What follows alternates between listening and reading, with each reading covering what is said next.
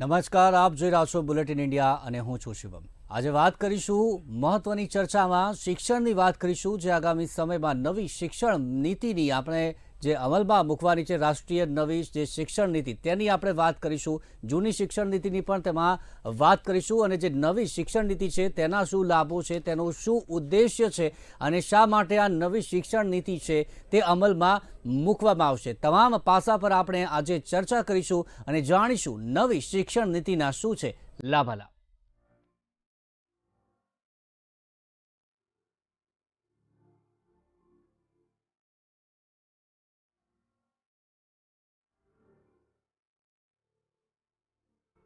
નવી શિક્ષણ નીતિની આપણે વાત કરીશું તો જે બદલાવ લાવવામાં આવ્યો છે અને આ બદલાવની આપણે વાત કરીશું તો સૌથી પહેલાં એની શરૂઆતથી આપણે વાત કરીએ તો ઇસરો પ્રમુખ ડૉક્ટર જે કસ્તુરી રંગની અધ્યક્ષતામાં આ બદલાવ છે તે કરવામાં આવે। નવી શિક્ષણ નીતિના ઉદ્દેશ્ય આજે આપણે જાણીશું, જે રાષ્ટ્રીય શિક્ષણ નીતિની વિશેષતાઓ શું છે તેના પર છે આજે આપણે ચર્ચા કરવાના છીએ। તો શિક્ષણ નીતિના સિદ્ધાંતોની આપણે વાત કરીએ તો પ્રત્યેક જે છોકરાઓ છે તેની ક્ષમતાની ઓળખાણ અને જે સંતાનનો વિકાસ થાય તે આ મુખ્ય ઉદ્દેશ્ય જે આપણે વાત કરી રહ્યા છીએ તે રહેશે। તમામ જે વિદ્યાર્થીઓ છે તેમની ક્ષમતા એક પ્રકારે સારી થાય, એમની ક્ષમતાને તેઓ ઓળખે તે રીતની આ નવી આ નીતિ હશે ને તમામ જે વિદ્યાર્થીઓ છે, તમામ જે સંતાનો છે, મા બાપ પોતાના સંતાનોને જે શિક્ષણ માટે મોકલે છે તો તેમનો વિકાસ કેવી રીતે થાય આ નવી શિક્ષણ નીતિમાં તેનો ઉલ્લેખ છે તે કરવામાં આવ્યો છે, એના માટે આ કામ છે તે કરવામાં આવે છે। બીજી એક વિશેષતાની આપણે વાત કરીએ તો શિક્ષણને લવચીક બનાવવું, આગળ ગુણવત્તાયુક્ત શિક્ષણને વિકસાવવાનો માટે પણ આ એક નવી નીતિ છે તે બનાવવામાં આવી છે। તો શિક્ષણમાં ગુણવત્તા વધે અને તેનાથી જે વિદ્યાર્થી છે તે પણ તેનો પણ વિકાસ થાય શિક્ષણને લઈને, તે તમામ વાત છે તેની ગુણવત્તા વધારવા માટે આ કાર્ય છે નવી શિક્ષણ નીતિમાં છે તે કરવામાં આવ્યું છે। આગળ બીજી એક વાત કરીએ તો છોકરાઓને ભારતીય સંસ્કૃતિથી જોડાવવું તે પણ એક મહત્વનો મુદ્દો છે। પાશ્ચાત્ય સંસ્કૃતિની અત્યારે આપણે વાતો કરતા હોઈએ છીએ કે તે આપણામાં વધારે આવી ગઈ છે, તો ભારતની સંસ્કૃતિ સાથે કેવી રીતે બાળકોને જોડવા તે પણ આ મુખ્ય મુદ્દો બની રહેશે। શિક્ષણ નીતિને પારદર્શક છે તે બનાવવામાં આવશે, આ પણ એક મહત્વનો મુદ્દો છે કે પારદર્શક કેવી રીતે બનાવવું તેના મુદ્દે પણ વાત કરીશું। શક્યતા હોય ત્યાં સુધી ટેકનોલોજીનો ઉપયોગ છે તેના પર ભાર મૂકવામાં આવશે। તો હાલ ટેકનોલોજીનો જમાનો છે, આપણે સૌ કોઈ જાણીએ છીએ, આપ હોય, તમે હોય કે હું, આપ સૌ કોઈ જાણીએ છીએ કે અત્યારે ટેકનોલોજીનો યુગ છે અને તમામ જે સ્કૂલ કે કોલેજ તમામ જગ્યાએ ટેકનોલોજી પર વધુ પડતો ભાર છે તે મૂકવામાં આવશે અને ટેકનોલોજીથી આ શિક્ષણ છે તે કેવી રીતે મળે તે તમામ બાબત છે વિદ્યાર્થીઓને છે તે પૂરી પાડવામાં આવશે, એટલે કે ટેકનોલોજી એક મહત્વનો ભાગ બની રહેશે। ત્યારબાદ આપણે વાત કરીએ તો મૂલ્યાંકન પર પણ જોર આપવામાં આવશે, અલગ અલગ જે પ્રકારની ભાષાઓ પણ છે તે શીખવી, આ પણ એક વિશેષતા આ નવી શિક્ષણ નીતિની આપણે વાત કરીશું। તમામ વિશેષતાઓની આપણે વાત કરી, આના સિવાય કઈ કઈ વિશેષતાઓ છે આપણે નાનપણથી પ્રી સ્કૂલથી વાત કરીએ તો ત્યાંથી લઈને છોકરાઓ જ્યારે મોટા થાય છે, આગળ બીજી સ્કૂલમાં જાય છે, આગળ ધોરણમાં અભ્યાસ કરે છે, તેમાં કેવી રીતનું ચેન્જ આવશે। પરીક્ષાઓની આપણે વાત કરીએ તો પરીક્ષામાં પણ કેવી રીતનો ચેન્જ આવશે, અત્યારની પરીક્ષા કેવી રીતે લેવાય છે અને જે નવી શિક્ષણ નીતિમાં જે એક્ઝામને લઈને કેવા કેવા બદલાવ કરવામાં આવ્યા છે અને તેનાથી વિદ્યાર્થીઓને કયા કયા લાભ થવાના છે તે જ મુદ્દે આજે આપણે ચર્ચા કરીશું। એક વિશેષ મહેમાન આપણી સાથે જોડાવાના છે, ઓસ્ટ્રેલિયાથી સામાજિક કાર્યકર, સોશિયલ એક્ટિવિસ્ટ આપણી સાથે જોડાવાના છે અને ત્યાંની પણ આપણે ચર્ચા કરીશું। ઓસ્ટ્રેલિયાની જે શિક્ષણ અત્યારે જે પ્રકારનું થઈ રહ્યું છે અને ઇન્ડિયામાં અત્યારે જે નવી શિક્ષણ નીતિ છે, તો જે આ નવી શિક્ષણ નીતિ લાવવામાં આવી છે તો તેના શું કારણો છે ત્યાંનું અને અહીંયાનું આપણે એ પણ તેમની પાસેથી જાણીશું કે શું જરૂરત છે। નવી શિક્ષણ નીતિ, અલગ અલગ સ્કૂલ અને કોલેજો જે શિક્ષણ નીતિ તૈયારી કરવામાં આવે છે, આ સિવાય નવી શિક્ષણ નીતિના માધ્યમથી ભારતના વૈશ્વિક જ્ઞાન અને મહાશક્તિ બનાવવાનું છે। તો માનવ સંસાધન પ્રબંધન મંત્રાલય શિક્ષા મંત્રાલયના નામથી તે જણાશે। નવી શિક્ષણ નીતિના અંતર્ગત 2030 સુધીમાં જે સ્કૂલ શિક્ષણમાં 100% GR સાથે પૂર્વ શાળાથી માધ્યમિક શાળા સુધી શિક્ષણના સાર્વત્રિકરણ કરવામાં આવશે અને પહેલાં 10+2નું પેટર્ન ફોલો કરવામાં આવતું હતું, પણ હવે જે નવી શિક્ષણ નીતિના અંતર્ગત 5+3+3+4નું પેટર્ન ફોલો કરવામાં આવશે। પેટર્ન શું છે તેની પર આપણે જાણીશું, આપણી સાથે એક્સપર્ટ પણ આ મુદ્દે જોડાવાના છે અને તે એક્સપર્ટ પાસેથી પણ આપણે જાણીશું કે કેવી રીતની પેટર્ન છે તે આ નવી શિક્ષણ નીતિમાં છે તે અમલમાં મૂકવામાં આવશે અને વિદ્યાર્થીઓને આમાં કેવી રીતનો છે તે લાભ થવાનો છે। એજન્ડાની આપણે વાત કરીએ, જે નવી શિક્ષણ નીતિ ની તો વિઝન અને જે મુખ્ય સિદ્ધાંતો છે તેની પર આપણે ચર્ચા કરીશું. શું વિઝન છે આગામી સમયમાં નવી શિક્ષણ નીતિ, જે રાષ્ટ્રીય નવી શિક્ષણ નીતિ આવી રહી છે, તો તેમાં મુખ્ય એ જ વાત હોય છે કે કોઈ પણ વસ્તુ આપણે લાવીએ છીએ તો એનું વિઝન નક્કી હોય છે કે આપણે આ દિશા તરફ જવાનું છે, આપણે અહીંયા બાળકોને લઈ જવાના છે, વિદ્યાર્થીઓને અહીંયા આ સુધી લઈ જવાના છે, આપણા દેશના બાળકોને. તો મુખ્ય વિઝન શું છે આ નવી શિક્ષણ નીતિનું, તેના પર આપણે ચર્ચા કરીશું. ત્યારબાદ મુખ્ય સિદ્ધાંતોની પણ આપણે ચર્ચા કરીશું. હમણાં વિશેષતાઓ તો આપણે જોઈ, પરંતુ જે સિદ્ધાંતો પણ શું છે આના નવી શિક્ષા નીતિના, તે મુખ્ય સિદ્ધાંતો પણ આપણે આ જે ચર્ચામાં આપણે એને આવરી લઈશું. સાર્વત્રિક પ્રવેશ અને પ્રારંભિક બાળપણનું શિક્ષણ, આ પણ એક મહત્વનો મુદ્દો છે, તેના પર પણ આપણે ચર્ચા કરીશું. બાળકો કેવી રીતે શીખશે, અભ્યાસક્રમ અને શિક્ષણ વિષયક માળખા, આ બંને વસ્તુ બાળકો કેવી રીતે શીખશે તેના પર પણ આપણે ચર્ચા કરીશું. ચર્ચા સાથે મહેમાન પણ આપણી સાથે જોડાશે, શિક્ષણવિદ જોડાશે, તમામ લોકો આપણી સાથે જોડાશે અને આ મુદ્દા પર આપણે ચર્ચા કરીશું કે આ નવી શિક્ષણ નીતિથી વિદ્યાર્થીઓને, જે બાળકો છે નાનપણથી લઈને આગળ, કેવા કેવા લાભ છે તે આ નવી શિક્ષણ નીતિમાં મૂકવામાં આવ્યા છે. સાથે જ વાત કરીશું હાલની જે નીતિ છે અને જે નવી શિક્ષણ નીતિ, બંનેમાં શું ફરક છે, શા માટે છે તે નવી શિક્ષણ નીતિ છે તે હવે લાવવામાં આવી રહી છે. નવી શિક્ષણ નીતિમાં શું નવી વિશેષતાઓ છે કે જે જૂની શિક્ષણ નીતિમાં નથી. આ સિવાય જે અત્યારની જે શિક્ષણ નીતિ છે તેનાથી બાળકોમાં કેવી રીતની અસર છે તે જોવાઈ રહી છે, માઇન્ડ પર કેવી અસર થાય છે, આ કેવા કેસીસ અમે જોતા હોઈએ છીએ શિક્ષણને લઈને. તે આપણી સાથે મનોચિકિત્સક પણ જોડાશે, તો તેમની પાસેથી પણ જાણીશું કે કેવા પ્રકારની અસરો એક માનસિક સ્થિતિ પર પણ થઈ શકે છે. આ નવી શિક્ષણ નીતિથી જે પણ લાભ છે, તો વિદ્યાર્થીના જે માઇન્ડસેટ પર કેવી અસર આ નવી શિક્ષણ નીતિ બાદ આવશે તેના પર પણ આપણે આજે ચર્ચા કરવાના છીએ.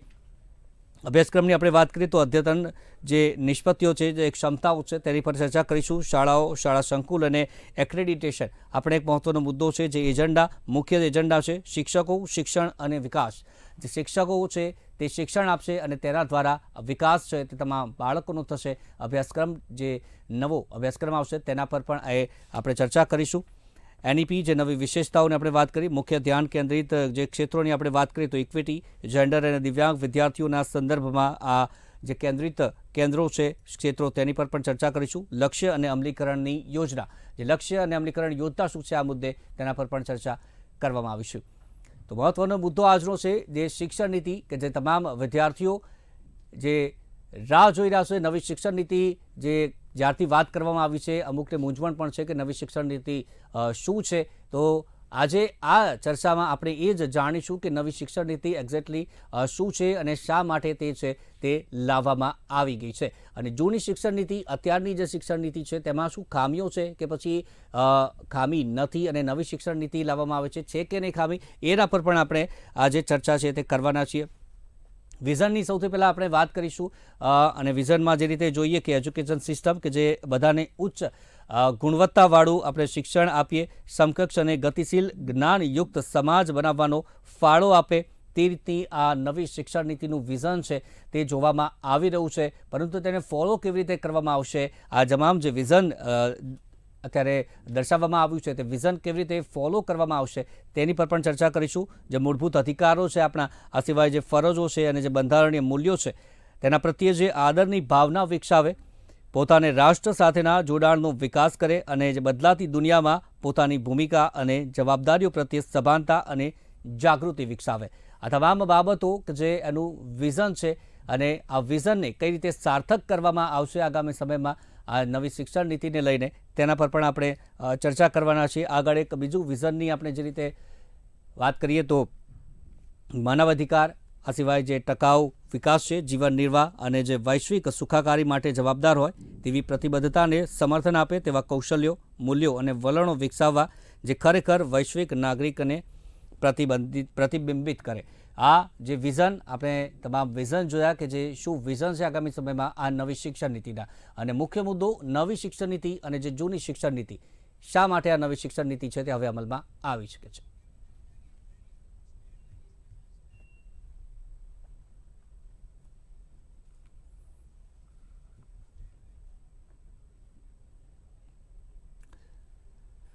નવી શિક્ષણ નીતિના લાભાલાભ શું છે, નવી શિક્ષણ નીતિના લાભો તમામ વિદ્યાર્થીઓ માટે ચર્ચા આપણે કરીશું. ચર્ચા સાથે આપણી સાથે મહેમાન પણ જોડાઈ ગયા છે. મહેમાનનું ઇન્ટ્રોડક્શન આપણે કરાવી દઈએ તો સૌથી પહેલાં ડૉક્ટર સ્પંદન ઠાકર આપણી સાથે મનોચિકિત્સક છે તે જોડાયા છે.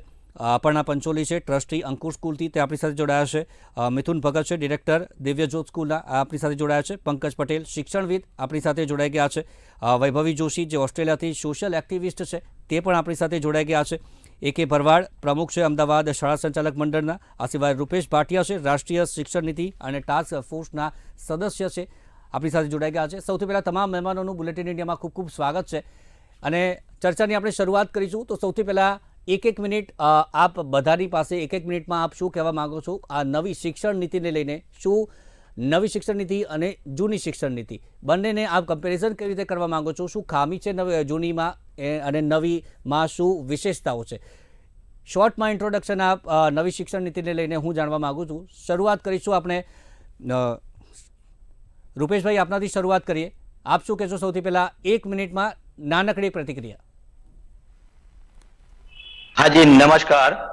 સૌ પ્રથમ તો આ જે બુલેટિન ન્યૂઝ છે જેમને આ શાળા શિક્ષણની જે રાષ્ટ્રીય શિક્ષણ નીતિ છે એમાં શાળા શિક્ષણ અમલીકરણ માટેની યોજના શું હોઈ શકે અથવા તો એના બિંદુઓ શું હોઈ શકે, તો એ સમાજ સામે લાવવા માટેનો એક સારો એવો પ્રયાસ કર્યો છે. એટલે સૌ પ્રથમ હું એવું બુલેટિન ન્યૂઝનો પણ આભાર વ્યક્ત કરીશ. ખાસ કરીને જે આપણી જે અત્યારની વર્તમાન શિક્ષણ નીતિ જે છે, જે અત્યારે આપણે જેને જૂની શિક્ષણ નીતિ શબ્દ પ્રયોગ કરી રહ્યા છીએ, તો એમાં કેટલાક એવા આપણના મનમાં મૂંઝવતા પ્રશ્નો હતા કે શું અત્યારની વર્તમાન આપણી જે શિક્ષણ વ્યવસ્થા છે એ આપણો જો યુવાન છે એને સર્જનાત્મકતા તરફ, જિજ્ઞાસા વૃત્તિ તરફ, પ્રતિબદ્ધતા તરફ એ કેળવે છે? તો આપણા બધાનો જવાબ છે, આપણે બધા જાણીએ છીએ, શિક્ષણ ક્ષેત્ર સાથે જોડાયેલા છીએ, તો આપણને નકારમાં જવાબ મળે છે. એવો એક બીજી મહત્વપૂર્ણ વાત જે છે આ શિક્ષણ વ્યવસ્થામાં કે શું આપણી અત્યારની જે શિક્ષણ વ્યવસ્થા છે એ આપણા યુવાનોને સમર્થ કરે છે? આપણું યુવાધન એ આપણે જ બધા જોઈ રહ્યા છીએ કે એ બહાર તરફ જઈ રહ્યું છે. ખાસ કરીને જે 1986માં જે બીજી શિક્ષણ નીતિ આવી એનો જે મુખ્ય જે થીમ જે કહેવાય એ વોટ ટુ થિંક, એટલે આપણે શું વિચારીએ છીએ એના ઉપર ખાસ કરીને જી રૂપેશભાઈ પાછો આવીશ આપની પાસે. શિક્ષણ નીતિ જી જૂની આપણે વાત કરીશું બંનેની. જી આપણે એક જ વાક્ય પૂરું કરીને બંધ કરીશ કે હાઉ ટુ થિંક એટલે કે આપણે કેવું વિચારીએ છીએ, શું વિચારીએ છીએ એના ઉપર ખૂબ ભાર મૂકવામાં આવ્યો છે અને આના ઉપર આપણી આ રાષ્ટ્રીય શિક્ષણ નીતિનો આ મુખ્ય આપણો ભાર છે. અસ્તુ.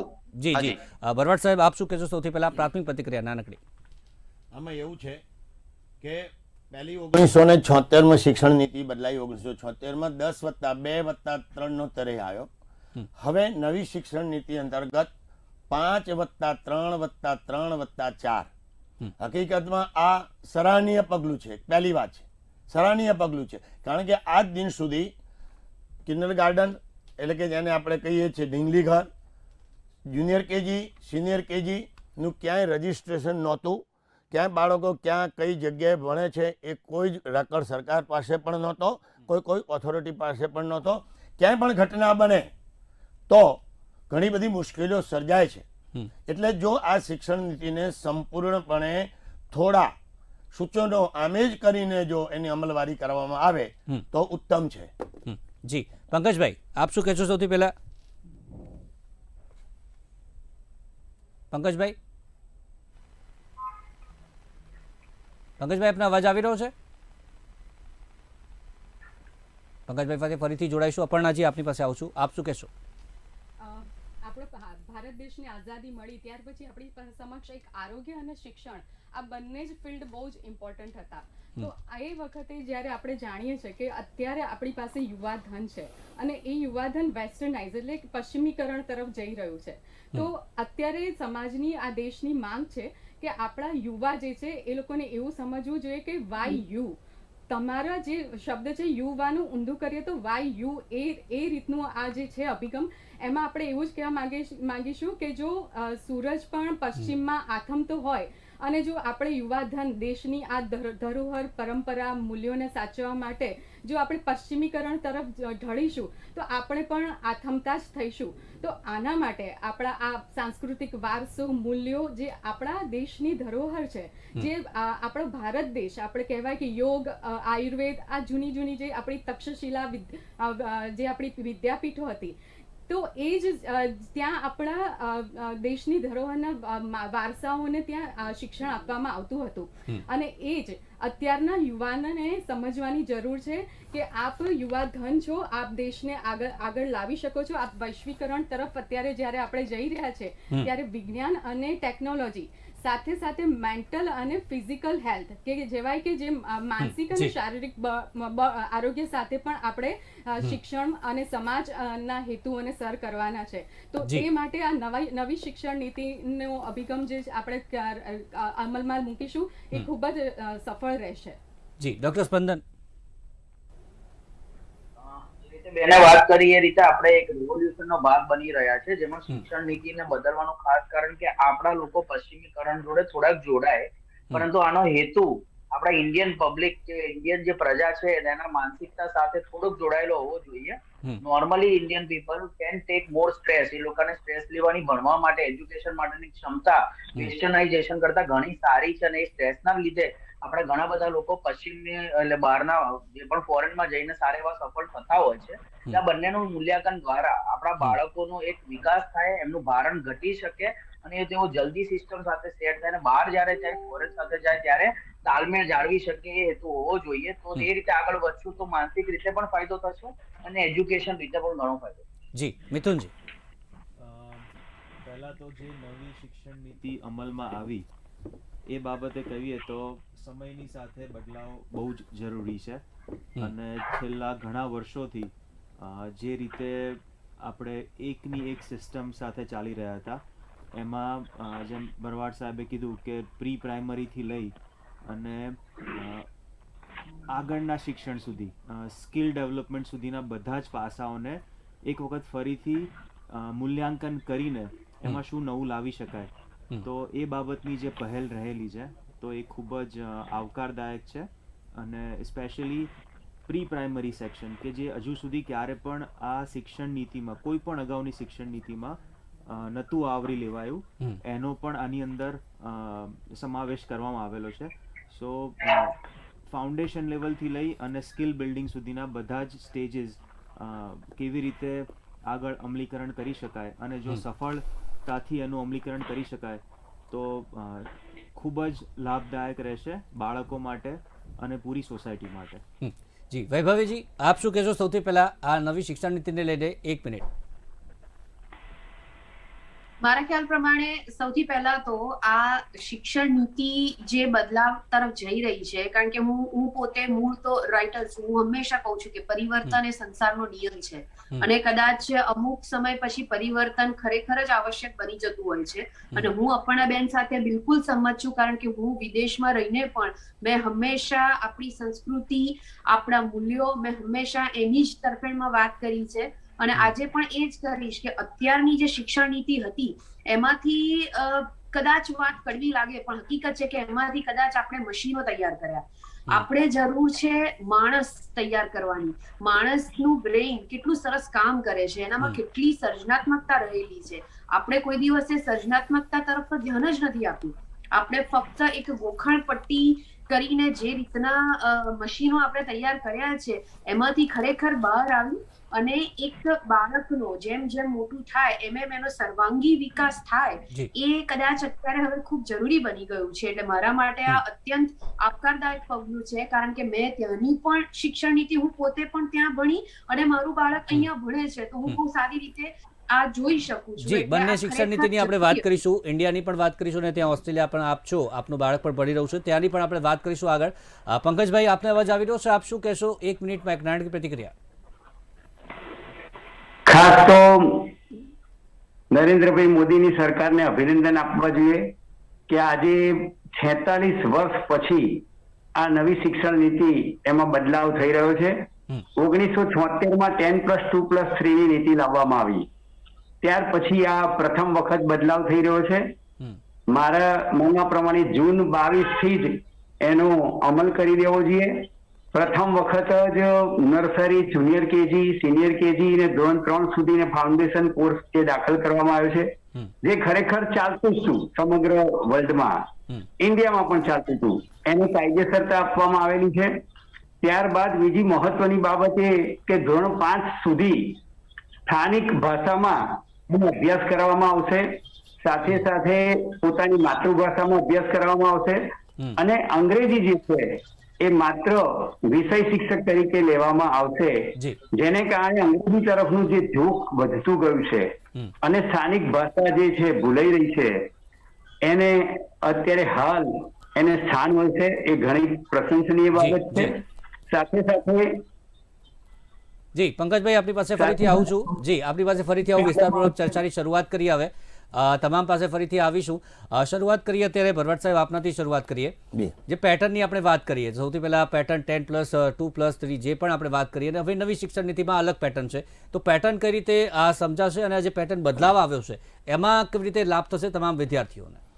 આમાં એવું છે કૌશલભાઈ કે 5+3+3+4ની તરહ જે નવી શિક્ષણ નીતિમાં આવી છે એમાં મેં હમણાં અગાઉ કહ્યું તેમ નર્સરી 3 વર્ષનું બાળક થાય એટલે નર્સરીમાં એને કાયદેસર રીતે એને પ્રવેશ મળે, ત્યાર પછી જુનિયર કેજી, સિનિયર કેજી, પહેલું ધોરણ અને બીજું ધોરણ, એ એક શિશુનો વિસ્તાર છે. પ્રી પ્રાઇમરીથી પણ નીચે, જેને જૂની હતી આપણે પ્રી મોન્ટેસરી પદ્ધતિ હતી, મેડમ મોન્ટેસરીએ આ અમલવારી જે તે સમયે કરેલી. એટલે વિદ્યાર્થીનું રજીસ્ટ્રેશન થાય, એનો સિલેબસ એક સરખો સમગ્ર દેશમાં એક સરખો થાય, જેને કારણે બાળકો એક સ્કૂલમાંથી બીજી સ્કૂલમાં અથવા એક રાજ્યમાંથી બીજા રાજ્યમાં અથવા દેશથી વિદેશ જાય તો પણ સમગ્ર દેશનું શિક્ષણનું સંકલન થઈ શકે. એ બહુ સારી બાબત છે. બીજું, હમણાં મારા સાથી મિત્ર પંકજભાઈએ કહ્યું તેમ કે 5મા ધોરણ સુધી માતૃભાષા અને સ્થાનિક ભાષાને આમાં પ્રાધાન્ય આપવામાં આવ્યું છે. અને સાયકોલોજી પણ અમારે એવું કહે છે કે કોઈ પણ વ્યક્તિનો સર્વાંગી વિકાસ કરવો હોય તો એની માતૃભાષામાં શિક્ષણ અનિવાર્ય છે. અને આપણે જોયો છે કે સમગ્ર વિશ્વમાં પ્રાઇમરી લેવલે, સ્કૂલિંગ લેવલે તો માતૃભાષામાં જ શિક્ષણ અપાતું હોય છે. ઘણા બધા શિક્ષણવિદો અને નામાંકિત વૈજ્ઞાનિકો કે સાયકોલોજીસ્ટ જે મિત્રો છે એમને પણ સ્વીકાર્યું છે કે બાળકનો સર્વાંગી વિકાસ એ ટીનેજર્સની મર્યાદામાં એ માતૃભાષામાં થતો હોય છે. એટલે માતૃભાષા અથવા સ્થાનિક ભાષામાં જે મહત્વ આપ્યું છે એ સરાહનીય બાબત છે. બીજું કે 3, 4 ને 5 એ લોઅર પ્રાઇમરી તરીકે કન્સિડર કરવામાં આવ્યું છે, જેથી એમાં આંકડાકીય માહિતી, ભાષાકીય માહિતીથી બાળક પરિચિત થશે.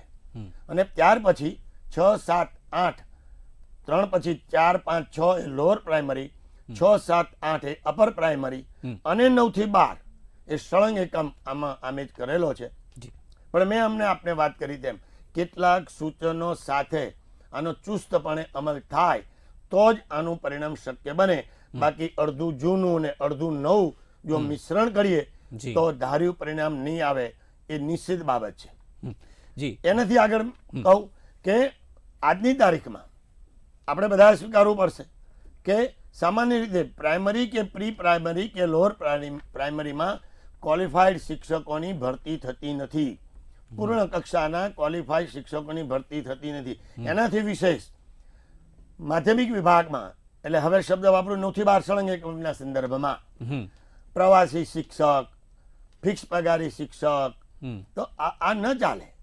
સમગ્ર વિશ્વમાં તમે જો સૌથી વધારે રાષ્ટ્રનું નિર્માણ કરવું હોય તો શિક્ષક જ પ્રાધાન્ય આપવું પડે, શિક્ષકને જ પ્રાધાન્ય આપવું પડે. કારણ કે શિક્ષક વિના ક્યારે રાષ્ટ્ર ઘડતર થઈ શકે નહીં. અને આજે પણ આપણે શું કરીએ છીએ, શિક્ષકને બાજુ પર મૂકી દીધો છે, સંચાલકને બાજુ પર, અધિકારીકરણ જે થતું જાય છે ને એ ક્યારે પરિણામ ન લઈ શકે. મને બરાબર યાદ છે કે મેં એક ડિબેટમાં, મને અત્યારે નામને યાદ નથી, હું આપને કહું કે આપણું યાન ચંદ્ર પર કેમ પહોંચ્યું, ત્યારે એક સરસ જવાબ આપે તો કે એમાં ઈસરોમાં આ દેશમાં ક્યાંય કોઈ આઈએએસ અધિકારી નથી. કેમ? કારણ કે ફાઇલ ઉપર ફાઇલ, નોટિંગ ઉપર નોટિંગ, એટલે કે તમારું યાન ઉડે જ નહીં. એમ શિક્ષણમાં પણ આવું છે. શિક્ષણના જ માણસો દ્વારા એનું ગવર્નિંગ થાય તો જ એનું સંપૂર્ણપણે અમલવારી થઈ અને એનું પરિણામ મળે. કારણ કે જેને ગ્રાઉન્ડ લેવલ પર જેને કામ નથી કર્યું, વર્ગખંડમાં જેને કામ નથી કર્યું, બાળકો સાથે જેની તાદમ્યતા નથી, પછી એ શિક્ષક હોય કે પછી સંચાલક હોય કે શાળા પરિવારનો સેવક ભાઈ બહેન હોય જી કે એને સિક્યુરિટી હોય, એની આ લાઈવ પ્રોફેશન છે, એટલે તાદમ્યતા જાળવવી જરૂરી છે. એટલે નવી શિક્ષણ નીતિમાં શિક્ષણ સાથે સંકળાયેલા લોકો દ્વારા ગવર્નન્સ થાય અને એના સલાહ સૂચનોની અમલવારી થાય તો જ નવી શિક્ષણ નીતિ પૂર્ણ રીતે લાભદાયી નીકળે. બાકી તો પછી મેં આપને કહ્યું તેમ અડધું નવું ને અડધું જૂનું, એને ક્યારે પૂર્ણ જી. કક્ષાની ફલશ્રુતિ મળશે નહીં. જી પંકજભાઈ, આપની પાસે આવું છું. જે હમણાં કહ્યું ભરવાડ સાહેબે, જૂનું અને નવું મિક્સ ન થવું જોઈએ, ટોટલી નવું તો નવું જ અમલીકરણ થવું જોઈએ. અને જે પણ જૂની શિક્ષણ નીતિની ખામીઓ તેમણે ગણાવી, આપ શું કહેશો, કેટલું એ ખામીઓ છે અને નવીમાં કેટલો ફાયદો થશે? ભરવાડભાઈએ કીધું એ તદ્દન સાચી બાબત છે.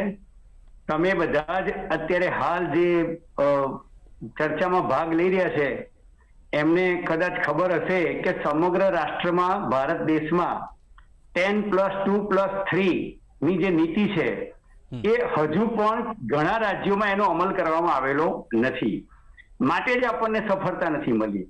એટલે જે ભરવાડભાઈએ કીધું કે જૂનું અને નવું એનું સંકલન થવું જોઈએ, એક સૂત્રતા જળવાવી જોઈએ, એ વાત ચોક્કસ સાચી છે. કારણ કે સમગ્ર રાષ્ટ્રમાં આપને ખ્યાલ છે, જો આ નવી શિક્ષણ નીતિ અપનાવવામાં આવે તો ભવિષ્યમાં આગામી 10 વર્ષમાં ક્રાંતિ થશે અને એક આખું વિઝન છે વડાપ્રધાનશ્રીનું, એ વિઝન યોગ્ય સાર્થક બનશે.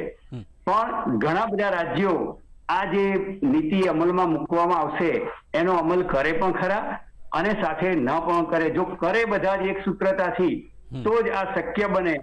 પણ આપણી જે રાષ્ટ્રીય ભાષા છે હિન્દી, એ હિન્દી કેટલા રાજ્યોમાં ચાલે છે એ આપણે બધા જાણી શકીએ એમ છે. કોઈના કોઈ રીતે પોલિટિક્સ કરી અને એ સ્થાનિક માતૃભાષામાં ભણાવે, સ્થાનિક ભાષામાં ભણાવે, પણ સાથે રાષ્ટ્રીય ભાષા જે છે એનો પણ જ્ઞાત વિદ્યાર્થી થવા જોઈએ.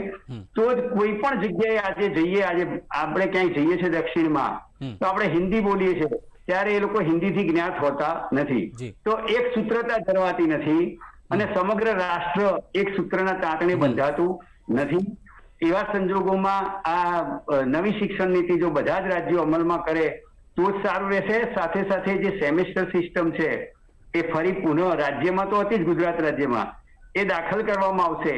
એના કારણે વિદ્યાર્થી જે છે એ બધા જ ધોરણો જે છે એમાં ક્રમશઃ સેમેસ્ટર સિસ્ટમ એને ક્રમશઃ એની પરીક્ષાઓ આપી જેમાં પણ એ પાસ થશે અને એ છોડી આગળના સેમેસ્ટરમાં પણ એ જઈ શકશે, એવી વ્યવસ્થા પણ આમાં ગોઠવવામાં આવેલી છે. જે કોર્સ છે, જે પણ કોર્સમાં એ પાસ થાય એની ક્રેડિટ મળશે અને જે બોર્ડની પરીક્ષાનો જે હાવ છે એ હાવ દૂર થશે. વહેલામાં વહેલી તકે આનો અમલ કરવો જોઈએ. જૂન 2021 થી અમલ કરવાના હતા પણ કોરોનાને કારણે શક્ય બની ના શક્યો. હવે જૂન 2022 થી એનો અમલ કરવો જોઈએ. સાથે સાથે ભરવાડભાઈએ કીધું એમ કે ભાઈ ટીચિંગ વાળા જે છે જ્ઞાત તાલીમી શિક્ષકો હોવા જોઈએ.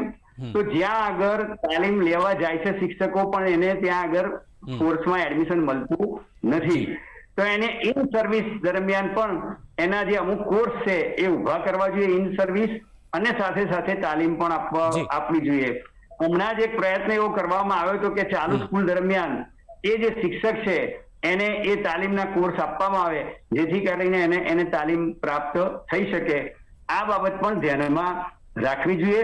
બીજી બાબત એ કે આજે તમે નેશનલ પોલિસી અપનાવો છો તો CBSE ના કોર્સમાં આજે 30% ઘટાડો કરવામાં આવ્યો, તો અહીંયા ગુજરાત સરકાર દ્વારા એનો ઘટાડો કર્યો નહીં. એક સૂત્રતા રહેવી જોઈએ. એક સૂત્રતા જે છે એ બહુ અગત્યની છે. ત્યાં જો 30% ભાવ વિદ્યાર્થીને ઓછું પડ્યું, ઓછું કરી આપ્યું, તો શા માટે ગુજરાતના વિદ્યાર્થીને 30% ભાવ તમે ઓછું કરી આપતા નથી? માટે આ બાબતને પણ ધ્યાનમાં લેવી જોઈએ. નવી શિક્ષણ નીતિમાં કરંટ એફેર્સ 9 થી 12 માં કરંટ એફેર્સ ની પણ વાત છે. એટલે પ્રવર્તમાન પ્રવાહથી વિદ્યાર્થીઓ જ્ઞાત થઈ શકે એટલા માટે અને સ્પર્ધાત્મક પરીક્ષાઓનું પણ એને માર્ગદર્શન મળી શકે એનો એક વિષય રાખવામાં આવ્યો છે. એનો સાચા અર્થમાં જો અમલ કરવામાં આવે, વ્યવસાયિક માર્ગદર્શન, રાજ્યમાં વ્યવસાય લક્ષી કોર્સ શરૂ કરવામાં આવ્યો હતો પણ અધિકારીઓ દ્વારા અને સંચાલકો દ્વારા એનો યોગ્ય અમલ થઈ શક્યો નહીં. અધિકારીઓએ છૂટતા આપી માટે સંચાલકોએ એનો અમલ ન કર્યો.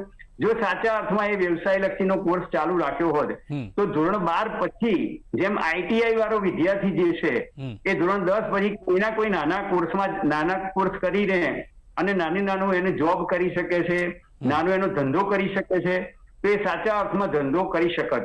આ જે નવી શિક્ષણ નીતિમાં એક વિષય વ્યવસાયનો રાખવામાં આવ્યો છે એના કારણે પણ ઘણો બધો વિદ્યાર્થીઓને ફાયદો થઈ શકે જી છે. ચોક્કસથી ઘણો બધો ફાયદો આપે ગણાવ્યો. રૂપેશભાઈ, આપની પાસે આવું છું.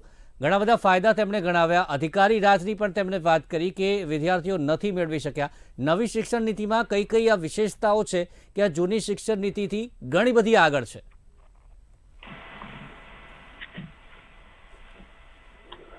રૂપેશભાઈ. હા, નમસ્કાર. જી. આપણે જો નવી શિક્ષણ નીતિની વિશેષતાઓની જો વાત કરવી હોય તો અનેક વિશેષતાઓથી ભરપૂર છે. જેમ કે આપણે જો સ્ટેજ વાઇઝ જો સમજીએ તો ફાઉન્ડેશન સ્ટેજ છે આપણું, જે પ્રથમ 5 વર્ષનો જે તબક્કો છે, તો એમાં ખાસ કરીને આપણી જે એટલે ઇન્દ્રિયો જેને આપણે કહીએ જ્ઞાનેન્દ્રિયો અને કર્મેન્દ્રિયો, એટલે એની કેળવણી ઉપર ભાર મૂકેલો છે. એટલે ખાસ કરીને એને વાંચન, લેખન, ગણન પણ કહી શકાય. અને નાના બાળકો એ લોકોને લેખિત ના ઉપર પછી ભાર, પણ એના પહેલા એક્ટિવિટી બેઝ જેને કહેવાય, એટલે ખાસ કરીને inquiry base, discovery base, analysis base, આ બધા ઉપર ખૂબ ભાર મૂકવામાં આવ્યો છે. અને એના કારણે બાળક ધીમે ધીમે એટલે શરૂઆતમાં લર્ન ટુ રીડ અને પછી રીડ ટુ લર્ન કરતા શીખે. એટલે કે એ વાંચતા શીખે, પણ એની પહેલા એ રમતા શીખે, એ ખૂબ જરૂરી છે. ખાસ કરીને આપણે અત્યારે બધા લોકો 21મી સદીમાં પ્રવેશી ચૂક્યા છીએ, તો 21મી સદીની જે સ્કિલ જેને કહેવાય, એટલે critical thinking, creativity, collaboration, curiosity, આના ઉપર ખૂબ મહત્વનો ભાર આપેલો છે. જે અત્યારે આપણે જે આજના યુવાનની જો વાત કરીએ કે આ સ્કિલ આપણા યુવાનોમાં જોવા નથી મળતી, તો ભવિષ્યની અંદર આપણો યુવાન આ બધી સ્કિલ એ મેળવે આ શિક્ષણના માધ્યમથી, એના ઉપર ખૂબ ભાર મૂકેલો. ખાસ કરીને આગળ વાત થઈ ગઈ કે 3 થી 5 નું જે આપણું પ્રિપરેટરી જે બીજા નંબરનું જે સ્ટેજ છે, એની અંદર માતૃભાષામાં અને સ્થાનિક ભાષામાં શિક્ષણ આપવું, જેથી બાળકોને ખાસ કરીને આ બાબતોથી અવગત થાય, આપણી સંસ્કૃતિથી, આપણી જે સ્થાનિક ઇતિહાસ છે એનાથી પરિચિત થાય. એટલે સ્થાનિક અને માતૃભાષાની અંદર શિક્ષણ આપવું. મિડલ સ્ટેજ એ ખૂબ મહત્વનો તબક્કો છે. અને જે ધોરણ 6 થી 8 આપણે જેને કહીએ છીએ અત્યારે, અથવા તો 11 થી 14 વર્ષનું શિક્ષણ છે, એમાં જે વ્યવસાયિક શિક્ષણ, જે અત્યારે આપણે જેના ઉપર બિલકુલ જેને કહેવાય ધ્યાન નથી આપતા, અથવા તો એના ઉપર દુર્લક્ષ સેવ્યું છે આજ સુધી. અને એના કારણે એવા કેટલાય વ્યવસાયો છે, ખાસ કરીને જો આપણે કદાચ વ્યવસાયોના નામ પણ ઉલ્લેખ કરવા હોય 2-4 વ્યવસાયોના, તો ઇલેક્ટ્રિશિયન હોય કે પ્લમ્બિંગ કામ હોય કે મોબાઈલ રિપેરિંગ કામ હોય, તો આજે એને આપણે તુચ્છ ગણીએ છીએ એવા કારીગરો, પણ આજે એ જ વ્યક્તિ એ સમાજની અંદર બહુ મોટી આવક પણ મેળવે છે. તો એના ઉપર એવો ભાવ ઉભો થાય જેને કહેવાય બાળકોની અંદર. એટલા માટે ધોરણ 6 થી 8 થી જ એ વ્યવસાયિક શિક્ષણ તરફ એને વાળવાનો અને વ્યવસાયિક શિક્ષણ મેળવે, જેથી આગળ જતા ક્યાંક એને કદાચ ભણવામાં મુશ્કેલી આવે, ભણવામાં અડચણ આવે, તો એ પોતાના પગ ઉપર નિર્ભર પણ થઈ શકે. એની અંદર બીજી એક વાત મૂકેલી છે, કોડિંગ સિસ્ટમ. આજે આપણે આપણો કમ્પ્યુટર એન્જિનિયરિંગ થયેલો જે વિદ્યાર્થી છે એને કોડિંગ સિસ્ટમ કદાચ બહુ ઓછા લોકોને ખબર હોય છે, અને એવા યુવાનો છે કે જે લોકોને ધ્યાનમાં નથી. તો કોડિંગ પણ અત્યારે ધોરણ 6 થી જ ખબર પડી જાય બાળકને કે કોડિંગ શું છે, અને ધોરણ 6 થી જ 12 સુધી જેને કહેવાય એવી સ્ટેપ વાઇઝ એ અલગ અલગ વિષયો શીખશે. તો coding system, machine learning, artificial intelligence, અને આ બધી વસ્તુઓ થશે. એના માટે ધોરણ 6 થી 8 માં ખાસ કરીને એક મૂકવામાં આવી છે. જી જી ફરીથી આપણી સાથે જોડાશે. કનેક્ટિવિટીમાં પ્રોબ્લેમ આવી ગયો છે. મિથુનભાઈ, આપની પાસે આવું છું. આપણે સ્પેશિયલી નાના બાળકોથી શરૂઆત કરીએ, પ્રી સ્કૂલથી આપણે શરૂઆત કરીએ, તો ત્યાંથી વિદ્યાર્થીમાં કેવી રીતના બદલાવ આ નવી શિક્ષણ નીતિમાં આવશે આગામી સમયમાં? ચોક્કસથી. પહેલા તો આપણે કોઈ પણ ભાષા ઉપર, જે આ નવી શિક્ષણ નીતિમાં ભાષાના ઉપર જે ભાર મૂકવામાં આવ્યો છે, અને બેઝિક મેથેમેટિક્સ ઉપર જે ભાર મૂકવામાં આવ્યો છે નાના બાળકો માટે, તે બાબતે ચર્ચા કરીએ. તો કોઈ પણ નવી ભાષા શીખવા માટે બાળક હંમેશા પહેલાં it is first step is listening. જો સારી રીતે એ સાંભળી શકશે તો એ કંઈક બોલી શકશે. એટલે first will be listening, then speaking, then reading and then writing. આ બહુ જ ફંડામેન્ટલ અને બહુ જ બેઝિક 4 બાબતો છે કોઈ બી ભાષા શીખવા માટેની. અને ઘણા બધા રિસર્ચ થયેલા છે કે જ્યારે બાળક 6 કે 7 વર્ષની એજ સુધીનું હોય છે ત્યારે પણ એ લોકો ઘણી બધી ભાષાઓ, માત્ર 1 કે 2 ભાષાની પણ 5 થી 6 ભાષાઓ સારી રીતે શીખી શકે છે. તેવા રિસર્ચ પ્રૂવન છે. તો મલ્ટિપલ લેંગ્વેજીસ, ચોક્કસથી એમની માતૃભાષા, એમની રિજનલ લેંગ્વેજ અને સાથે સાથે હિન્દી અને અંગ્રેજી, આ 4 ભાષાઓ સ્ટેપ બાય સ્ટેપ વેમાં બાળકો શીખી શકે તે જોવા માટેનું એક ડોર ઓપન કરવામાં આવેલા છે. ફાઉન્ડેશનલ લેંગ્વેજ એન્ડ લિટરસી ઉપર ખૂબ જ ભાર આપવામાં આવેલો છે અને તે જ રીતે મેથેમેટિક્સ ઉપર, કે જે ફાઉન્ડેશનલ મેથેમેટિક્સ સ્કિલ્સ ડેઇલી લાઈફમાં જે સામાન્ય ગણિત કરી શકવું જોઈએ, કોઈ બી વસ્તુ આપણે ખરીદવા જતા હોઈએ અથવા તો કોઈ ડેટા એનાલિસિસ કરવાનું હોય તો યંગ એજથી આપણે સૌ કોઈ આ બાબતોનો સમાવેશ આપણી લાઈફમાં કરતા જ હોઈએ છીએ, પરંતુ એક સિસ્ટમેટિક રીતે આપણા સિલેબસમાં અને તેમજ આપણી ભણવાની સાથે સાથે આને કેવી રીતે શીખવામાં આવે તેની પર જે ભાર મૂકવામાં આવશે. તો પ્રી સ્કૂલથી ઉપરના જે ફર્સ્ટ સેક્શન જે છે, જે નર્સરી, જુનિયર, સિનિયર અને ફર્સ્ટ સેકન્ડની ઉપર, આ 2 બાબતો ઉપર ખૂબ જ ભાર મૂકવામાં આવ્યો છે. અને જેમ શ્રી પંકજભાઈએ કીધું કે આ નીતિના આપણને રિઝલ્ટ 10 વર્ષ પછી દેખાશે. તો જે ફર્સ્ટ સેક્શન જે છે પ્રી સ્કૂલનું, એ લોકો જ્યારે સ્કૂલિંગ એમનું પૂરું કરશે આવતા 12 વર્ષે, ત્યારે ચોક્કસથી આપણને આના સારા પરિણામો જોવા મળશે અને તેમાં કોઈ બેમત નથી. જી, અપર્ણાજી, આપની પાસે આવું છું. આપ પણ સતત વિદ્યાર્થીઓ સાથે રહેતા હો છો, તો નવી શિક્ષણ નીતિ આવવાથી જે રીતની આપણે વાત કરીએ જૂની અને નવી, તો જૂનીને આપ કઈ રીતે જુઓ છો અને આ નવી જે પણ વાત કરવામાં આવી છે અત્યાર સુધી એક્સપર્ટ દ્વારા, કઈ રીતે લાભ થશે વિદ્યાર્થીઓને? જી, ચોક્કસ રીતે ખૂબ જ સરસ છે આ સવાલ આપનો. અને આપણે જાણીએ છીએ કે 3 શિક્ષણ નીતિ આવી ગઈ અને ત્યારબાદ એ વખતે બાળ કેન્દ્રિત હતું કે સામાજિક જૂથોની અસમાનતાને લગતું કોઈક કેન્દ્રિત આપણા શિક્ષણ નીતિઓ ઘડવામાં આવેલી. હવે આ નવી શિક્ષણ નીતિ છે કે જેમાં બેટી બચાવો બેટી પઢાઓ, એટલે કે એક બાળકીઓને, વિદ્યાર્થીનીઓ માટેનું શિક્ષણ, ત્યારબાદ વિકલાંગ કે દિવ્યાંગજનો છે એ માટેનું પણ ધ્યાન રાખવામાં આવ્યું છે. સાથે સાથે જે આરટીઈ એટલે કે જે ગરીબ વર્ગ છે એ લોકો પણ આ શિક્ષણ વંચિત ન રહે તે માટેની પણ ખૂબ જ સરસ વ્યવસ્થા કરવામાં આવી છે. તો આજની આ આપણી આ સરકાર શ્રી નરેન્દ્ર મોદીજીને હું ખૂબ જ ધન્યવાદ કહીશ કે આપણા તમામ સમાજના વર્ગો માટે એમને આ નવી શિક્ષણ નીતિ ઘડી છે, જેમાં જોઈએ છે કે વિજ્ઞાન અને ટેકનોલોજી, કે જે બાળકો ધોરણ 6 થી કોડિંગ શીખશે, કે જે આર્ટિફિશિયલ ઇન્ટેલિજન્સ બેઝડ આપણું અભ્યાસક્રમ હશે. જાણીએ છીએ કે પ્રી સ્કૂલમાં રંગ, આકાર, ધ્વનિ, ચિત્ર, ઉદ્યોગ, સંગીત જેવા શારીરિક શિક્ષણ, આ બધા વિષયોને આવરી લેવામાં આવતું હોય છે. તો બાળકો પોતે જ કોડિંગ શીખશે અને તેમના માતા પિતા, શિક્ષકો તથા સમાજને એમનું મૂલ્યાંકન કઈ રીતે થાય છે એ પણ સામે આવશે. એટલે કે એમનો જે પ્રોગ્રેસિવ રિપોર્ટ છે એ પણ એક આ આર્ટિફિશિયલ ઇન્ટેલિજન્સ દ્વારા બાળકો પોતે જ કરી શકશે અને સમાજ એનું મૂલ્યાંકન કરી શકશે. સાથે સાથે 2 ભારતીય ભાષા અને સાથે 1 વિદેશી ભાષા.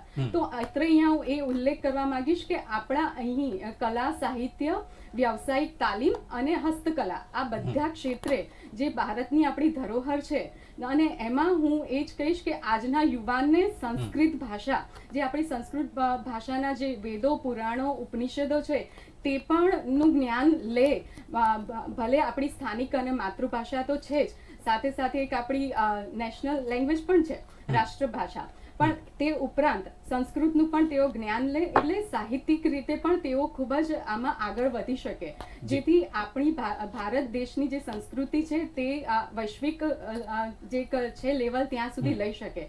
સાથે સાથે છે કે જે ગ્રેજ્યુએટ કે જે 12મા પછીનો જે અભ્યાસક્રમ છે જેમાં બાળકો જે વિદ્યાર્થીઓ છે એ લોકોને 4 વર્ષનું જે શિક્ષણ મળવાનું છે, કે જેમાં જો પહેલા આપણી સાથે એવું હતું કે સ્થગિતતા એ બહુ મોટો પ્રશ્ન હતો કે વિદ્યાર્થીઓ જો નાપાસ થાય તો એ ભણવાનું છોડી દેતા હતા. તો અહીં એ એક બહુ સારી વ્યવસ્થા કરવામાં આવી છે આ નવી શિક્ષણ નીતિમાં, કે જ્યાં પ્રથમ વર્ષ જો ખાલી પૂર્ણ કરે તો વિદ્યાર્થીને એક પ્રમાણપત્ર એટલે સર્ટિફિકેટ આપવામાં આવશે. સેકન્ડ વર્ષ એટલે બીજા વર્ષ જો કમ્પ્લીટ કરશે તો એ લોકોને એક ડિપ્લોમા ડિગ્રી તરીકેનું એક એમને એનાયત થશે. થર્ડ વર્ષ એટલે ત્રીજું વર્ષ જો એ પૂર્ણ કરે તો એ લોકોને એક ડિગ્રી આપવામાં આવશે. સાથે સાથે એ લોકો જો 4 વર્ષનું સંશોધન કાર્ય કરે તો પણ એ લોકોને એક સરસ સંશોધન કાર્ય પૂર્ણ થયાનું પણ પ્રમાણપત્ર ડિગ્રી એનાયત થશે. તો આ તમામ શિક્ષણ સાથે સાથે પુખ્ત વયનું શિક્ષણ, સાથે પર્યાવરણ હોય કે આજની જે આપણી સમસ્યાઓ છે પર્યાવરણને લગતી, કે યોગ અને જે આયુર્વેદ છે કે જે આપણા પુરાતન સમયથી ચાલતું આવ્યું છે, તો આ માટે પણ તેઓ ખૂબ જ સારા તાલીમ લઈ શકશે. અને તે માટે આપણા જે શિક્ષકો છે તે માટે પણ એક સરસ કેડર બનાવવામાં આવ્યું છે કે જ્યાં તે પોતે પણ તાલીમ લઈ શકશે અને સાથે સાથે એ સારા અભ્યાસક્રમોનું પણ જ્ઞાન વિદ્યાર્થીઓને આપી શકશે. જી વૈભવીજી, આપે તમામની વાત સાંભળી, નવી શિક્ષણ નીતિના જેટલા પણ લાભ અત્યારે ગણાવ્યા. સૌથી પહેલાં આપે વાત કરી હતી આપનું સંતાન પણ ત્યાં ઓસ્ટ્રેલિયામાં ભણે છે, તો હવે ઓસ્ટ્રેલિયા અને ઇન્ડિયા નવી શિક્ષણ નીતિ આવી છે, તો શું આપ જુઓ છો બંનેની આપણે કમ્પેરિઝન કરીએ તો બદલાવની શું જરૂર હતી અહીંયા? એટલે પાર્થભાઈ એમાં એવું છે ને કે બદલાવની તો આમ કદાચ જડમૂળથી જરૂર હતી. એટલે કદાચ પહેલા તો હું બધાને એ જણાવવા માંગુ છું કે હું આમ જોવા જાઉં તો પોતે દૂર સુધી શિક્ષણથી જોડાયેલી વ્યક્તિ નથી, પણ એ છતાંય આ જે નવી શિક્ષણ નીતિ આવી એનો મેં બહુ ડિટેલમાં અભ્યાસ કર્યો હતો. એટલા માટે કારણ કે મૂળે તો હું રાઇટર અને મોટિવેશનલ સ્પીકર છું ને ઘણીવાર મારે પેરેન્ટિંગના લેક્ચર આપવાના થતા હોય કે અલગ અલગ વિષય પર ઘણીવાર મારા વક્તવ્યોમાં મેં આ વસ્તુ કહી છે કે આપણે ત્યાં જે સંસ્કૃતિ, આપણો વારસો બહુ ભવ્ય છે અને હું અપર્ણા બેન સાથે સંપૂર્ણ સહમત છું કે આપણે એવા દેશના વાસીઓ છીએ કે જ્યાં બહારથી લોકો પહેલા ભણવા આવતા હતા. આપણી જે વિદ્યાપીઠો, જે તક્ષશિલા કે નાલંદા કે જે પણ લઈ લો, આપણી જે 64 કળાઓ છે બરાબર, તો એ જે લોકોને પહેલા હસ્તગત હતી તો એનાથી લોકોને વ્યવહારલક્ષી અને વ્યવસાયલક્ષી આ બંને શિક્ષણ મળતું હતું.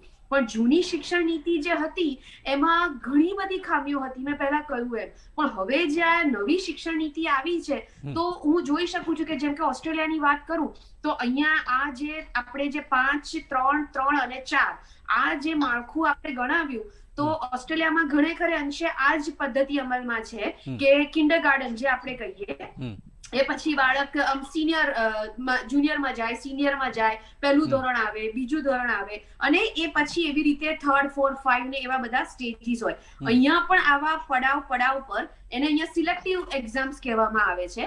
પણ મૂળ જો વાત કરું તો એ જે પહેલા જે 5 વર્ષ છે કે તમારું બાળક જ્યાં સુધી માની લો કે બીજા ધોરણ સુધી, એ જે અગત્યનો ભાગ છે, તો એમાં જે નવી શિક્ષણ નીતિના અમુક એટલા સરસ મુદ્દાઓ મેં વાંચ્યા એની અંદર કે જેમાં એ લોકો સૌથી પહેલા તો માતૃભાષા, મેં હંમેશા માતૃભાષાની હિમાયત કરી છે. હું પોતે 12મા ધોરણ સુધી હું પોતે ગુજરાતી ભાષામાં જ ભણી છું અને મારું આ બહુ સ્ટ્રોંગ સજેશન હોય છે હંમેશા. અને આ એક આખું જે નવી શિક્ષણ નીતિ છે ને, આ એક બહુ જ વિઝનરી પગલું છે. એટલે એના માટે તો કદાચ શ્રી નરેન્દ્ર મોદી સાહેબને હું પર્સનલી કદાચ આભાર આપું, ધન્યવાદ આપું એટલા ઓછા છે કે આની ખરેખર જે ઇમ્પેક્ટ પડશે એ અત્યારે નહીં દેખાય. આ નવી શિક્ષણ નીતિ પ્રમાણે બાળકોને તૈયાર થવા દો અને પછી અત્યારની જે યુવા પેઢી છે અને પછી જે આવનારી યુવા પેઢી જે તૈયાર થશે એમાં આસમાન જમીનનો ફરક હશે. કારણ કે એમાં ઘણી બધી વસ્તુઓ આવરી લેવાઈ છે અને ખાસ તો જેને કહેવાય ને કે બધાએ જે રીતે વાત કરી કે ભાઈ માતૃભાષા, અમુક એજ પછી સ્થાનિક ભાષા અને ખાસ કરીને હિન્દી જે આપણી અધિકારિક ભાષા છે. અને આમ જોવા જાવ તો બધી જગ્યાએ એક સ્વીકારાયેલી છે કે ભાઈ ગમે તે હોય આ આપણી અધિકારિક ભાષા છે અને બધું કામ આમાં થવું જોઈએ. પણ પહેલા સાહેબે જણાવ્યું એમ કે ઘણી બધી જગ્યાએ હિન્દી ભાષાના જે હાલ હવાલ છે એનાથી આપણે સુપેરે પરિચિત જ છીએ. પણ આ વસ્તુ જળવાવી જોઈએ. અને માત્ર એટલું જ નહીં, એક બહુ સરસ મુદ્દો જે નવી શિક્ષણ નીતિમાં જે આવરી લેવાયો છે ભાષાનો, કે એમાં ફક્ત આપણી માતૃભાષા કે સ્થાનિક ભાષા જ નહીં પણ સંસ્કૃત અને એ સિવાય ફારસી કે પ્રાકૃતિક કે બીજી ઘણી બધી લાઈક અમુક જે શાસ્ત્રીય ભાષાઓ કહીએ એ બધાનો સમન્વય કરીને બહુ સરસ એક આખું માળખું તૈયાર થવા જઈ રહ્યું છે. અહીંયા પણ આવું જ છે. ઓસ્ટ્રેલિયામાં પણ મારી છોકરી જ્યારે અહીંયા ભણે છે તો એને પણ આ જ વસ્તુ આ લોકો અહીંયા સર્જનાત્મકતા પર બહુ જ ભાર આપે છે. કારણ કે નાની ઉંમરે બાળકમાં જિજ્ઞાસા વૃત્તિ બહુ જ હોય, કુતૂહલ વૃત્તિ બહુ જ હોય અને ઘણીવાર એમાં એ લોકો એવા ક્રિએટિવ કાર્યો કરી લેતા હોય કે જે આપણને મોટાને કદાચ આટલા બધા રિસોર્સિસ હોય તો પણ આપણે ન કરી શકીએ. એટલે આ વસ્તુ બહુ જ સરસ રીતે અંદર સાંકળી લેવાય છે કે ખાસ કરીને બાળકો વિચારતા થાય, એમની જિજ્ઞાસા વૃત્તિ વિકસે અને એ લોકો કંઈક ક્રિએટિવ અને સર્જનાત્મકતા તરફ આગળ પેલું પોપટિયું કે ગોખડિયું જ્ઞાન નહીં. એટલે આ ખરેખર બહુ સરસ રીતે આગળ વધી રહ્યું છે અને આશા રાખું કે દરેક જગ્યાએ આ અમલમાં આવે. જી ડોક્ટર સ્પંદન, આપની પાસે આવું છું. બધાની વાત આપે સાંભળી, લાભ આપે સાંભળ્યા નવી શિક્ષણ નીતિના. માઇન્ડસેટ વિદ્યાર્થીનું કઈ રીતે આમાં ચેન્જ થશે? જે જૂનીમાં આપે ઘણા બધા કેસીસ જોયા હશે, તો નવી કઈ રીતે માઇન્ડસેટ ચેન્જ થશે? આપણે કીધું એમ જૂની શિક્ષણ પદ્ધતિના જે બધા કેસીસ છે છેલ્લા 10-12 વર્ષના છે. એની પહેલા તો આપણી જે આગલી જનરેશન હતી ઘણી સેટ હતી અને ઘણું સારું કરી રહી છે. હા, એમાં થોડાક પ્રોબ્લેમ્સ હતા જે હવે સોલ્વ કરવા માટે જઈ રહ્યા છે. તો એ પ્રોબ્લેમ્સ ખાસ કરીને કે જલ્દી બાળકનું સ્કૂલિંગ ચાલુ થઈ જાય, ભાષાકીય પ્રોબ્લેમ શરૂઆતમાં જ એને બહુ બધા ભાર આપી દે, પ્રેશર ક્રિએટ થઈ જાય. ખાસ કરીને પહેલા બીજા ધોરણમાં જ બાળકના માટે એના પર બહુ ભાર પડતી એવું લાગે. બોર્ડની એક્ઝામ અને એના એટેમ્પ્ટ એનો સૌથી મોટો હાવ છે કે જેના કારણે ડિપ્રેશન, એન્ઝાઇટીના કેસીસ વધતા હોય છે. 10મા ધોરણ પછી કઈ સ્ટ્રીમ લેવું, કઈ પસંદગી કરવી અને આગળ મારું શું થશે. જો હું 10મા ધોરણમાં 2-3 જે સ્પેસિફિક ફિલ્ડ છે એમાં જો મારા માર્ક ના આવ્યા તો મારું આગળનું ભવિષ્ય શું થશે અને ત્યારબાદ કશું જ નહીં થશે, ઝીરો પર આવી જશું. માત્ર ભણતર નહીં અને મારી પોતાની ઈચ્છાઓનું શું, મારા પેશનનું શું, મારા પેરેન્ટ્સે મને જે કીધું એ જ મારે બનવાનું, મારે બીજું કોઈ નહીં. એટલે થતું તો એવું કે એક વ્યક્તિ 12 વર્ષ ભણીને ઘણી બધી વસ્તુઓ શીખીને બહાર નીકળે, એના બાદ એને જો એનું પોતાનું પસંદગીનું ફિલ્ડ મળે છતાં પણ છેલ્લે એની જોડે કોઈ એક જ ડિગ્રી હોય, જેમ કે MBBS, MD, સાયકિયાટ્રી બધું. હવે જે આ શિક્ષણ પદ્ધતિ છે તેમાં આ બધા જ પ્રોબ્લેમનું સોલ્યુશન એક કરીને આપ્યું છે જેનાથી ભણતરનો ભાર ના રહે. બીજું કે નાના મોટા કોર્સિસ એ કરી શકે, લેંગ્વેજીસના કોર્સિસ એડ થાય. એટલે આપણે જયારે કોઈ પણ જગ્યાએ પોતાનો રિઝ્યુમ આપીએ છીએ ને ત્યારે આપણે હોબીસના ખાનામાં એક જ વસ્તુ હોય છે, કાં તો ક્રિકેટ, કાં તો મ્યુઝિક, કાં તો રીડિંગ, બરાબર. પરંતુ આ પ્રકારની શિક્ષણ પદ્ધતિ પછી આજથી 10-12 વર્ષ પછી બાળકો ઘણી બધી વસ્તુઓ એડ કરી છે. એમની પ્રોફાઇલ બહુ પાવરફુલ થશે. બીજું જયારે બહુ બધું નોલેજ હોય તમારી જોડે, વોકેશનલ ટ્રેનિંગ ઉપર ભાર આપ્યો હોય ત્યારે તમારો સેલ્ફ કોન્ફિડન્સ ઘણો વધી જાય, તમારી સેલ્ફ એસ્ટીમ ઘણી વધી જાય અને ક્યારે પણ તમારી ઝીરો ફિલિંગ ના આવી શકે. આઈક્યુ ના જે 4 માળખા છે કે working memory, verbal comprehension, fluid reasoning અને પ્રોસેસિંગ સ્કિલ, અને 4 નો પૂરેપૂરો ઉપયોગ કરવામાં આવ્યો છે. વર્બલ કોમ્પ્રિહેન્શન નો પણ અત્યાર સુધી યુઝ એટલો નહોતો થતો, હવે એમ થઈ શકશે. ઘણા લોકો પોતાની એક ભાષામાં એક્ઝામ આપવા એટલા માટે માંગતા હતા કારણ કે તેમનું ફ્યુચરમાં તેમના જે પર્સનલ બોર્ડ હોય એમાં ફાયદો થાય. પરંતુ બહુ બધી લેંગ્વેજ સાથે શીખો તો તમારું નોલેજ પણ વધે, તમારી એપ્લિકેશન્સ બી વધે. એ લિંગ્વિસ્ટિક મોડેલનો ભાગ છે. ફ્લુઇડ રીઝનિંગ દ્વારા એટલે કે વોકેશનલ ટ્રેનિંગ દ્વારા તમે ઘણા બધા પ્રોબ્લેમ્સ જાતે સોલ્વ કરતા થઈ. એટલા માટે ક્યારે તમને એન્ઝાઇટી, ડિપ્રેશન કે તમારા જે કન્ફ્લિક્ટ છે એને સોલ્વ કરવા માટે એક મોટો વ્યાપ મળે અને એના કારણે તમને પ્રોસેસિંગ સ્પીડ પણ ઘણી વધે. અત્યાર સુધી આપણે વર્કિંગ મેમરી પર કામ કરતા હતા. તમને એક જાતનો કોર્સ આપી દીધો ઓકે ને તમારે પાસ થઈ જવાનું છે, આપણે પાસ કરતા આવ્યા હતા. પણ જો એકચ્યુઅલી નોલેજની શરૂઆત જો કરવી હોય તો આ જે માળખું છે તેના માટે ખૂબ જ યોગ્ય છે અને ભવિષ્યમાં તેનો પ્રોપર ઉપયોગ કરવામાં આવે.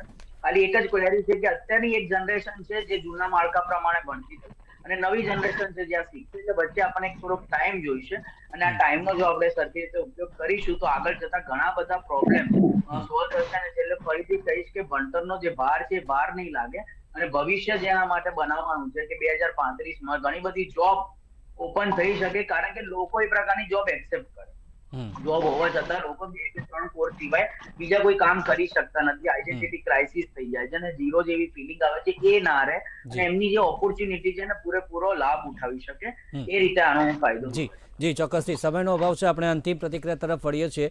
મિથુનભાઈ, આપનાથી શરૂઆત કરીશું. 1.5 મિનિટ આપની, અને 1.5 મિનિટમાં શું કહેશો, ક્યાં સુધી આનો અમલ થઈ જવો જોઈએ આ જૂનથી, કે પછી હજી વધારે સમય જે જશે તો કેટલા ગેરલાભ આપજો છો? જલ્દીમાં જલ્દી કેટલો થઈ જવો જોઈએ? તમામને આ સવાલ, અને મિથુનભાઈથી શરૂઆત કરી છે. 1.5 મિનિટ.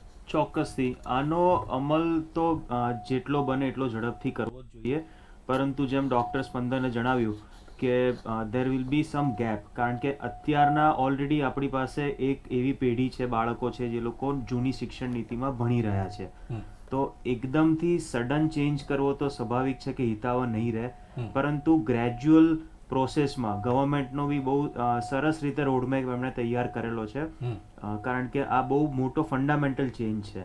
એટલે એને જો એવું વિચારીએ કે 2022થી અમલીકરણ કરીએ તો થોડુંક પ્રેક્ટિકલ નથી લાગી રહ્યું, પરંતુ ફાઉન્ડેશન યર્સ માટે જે બેઝિક પ્રી પ્રાઇમરી સેક્શન્સ છે કે સ્ટાન્ડર્ડ 2 ઓર મે બી 1 સ્ટેપ ફર્ધર 3 ને 4 ધોરણ માટેની જે વાત છે, એ લોકો માટે બી જો ચેન્જીસ જે અમલીકરણ કરી શકાય એવા હોય એ ચોક્કસથી લાવવા જોઈએ.